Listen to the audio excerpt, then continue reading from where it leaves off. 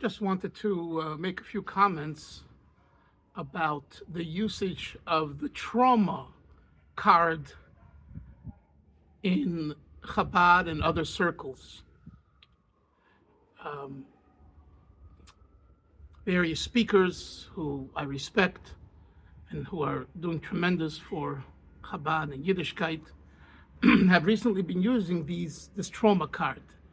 Recently there was some kind of clip in conjunction with the Rebbe's brother, where the issue was presented that the Rebbe's brother suffered from the trauma of the First and Second World Wars. Well, even if that's true, which I don't believe it is true, I don't think factually that's correct, millions of people went through the same thing. And I'm not here to talk about the Rebbe's brother. We once spoke about it, and we know that the Rebbe was the one who told us exactly about his brother, the holiness of his name, is in Gan Eden, and that's the end of that.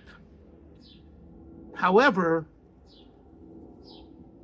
to use trauma as a card for issues that might be different, deeper, in my humble opinion, is factually wrong in this case, and also it's a cheap shot.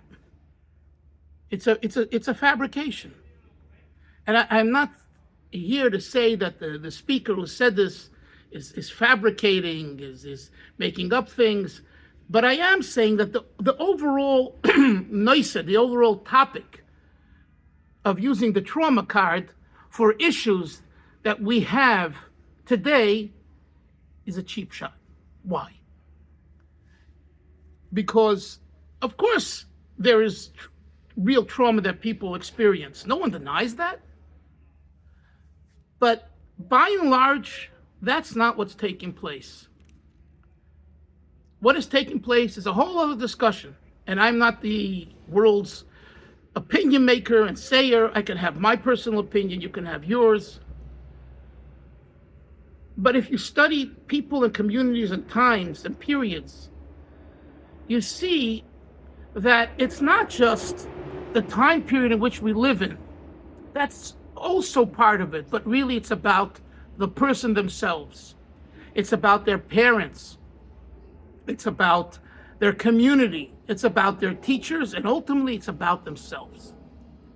So without going into details about the particular person that was discussed, the overall issue is that trauma should be really distant from our minds as teachers, pedagogues, leaders, rabbis, mashpiyim, Rosh Hashiva,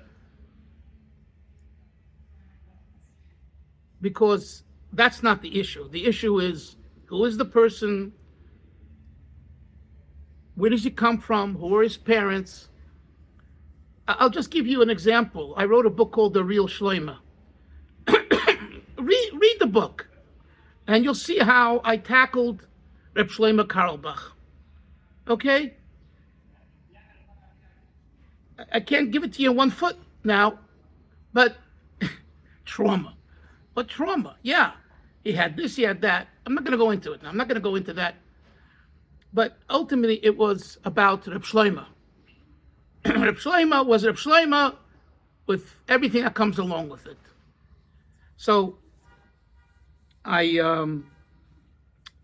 took a few minutes to say this, because today a lot of the youth and the young couples and even people who are already married have been going back to trauma and looking at the trauma and saying, trauma, you are to blame.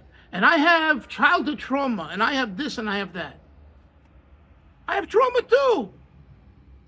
I was mugged when I was 9 years old, okay, living in East Flatbush. Today East Flatbush is a haven for Chabadniks, Baruch Hashem, with shuls and mikvahs. And right? When I was growing up in 1969, my sister and I were mugged.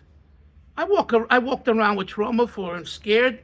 So I'm not going to make an issue of the trauma that I had when I was 9 years old. You know, we've gone too far. Anyway, hope you think about what I said. You could disagree, you could agree, you could criticize, and you can add comment and explanation to your position, and I'd love to hear from you. Seid gesund, take care, be well, and only good. Bye-bye.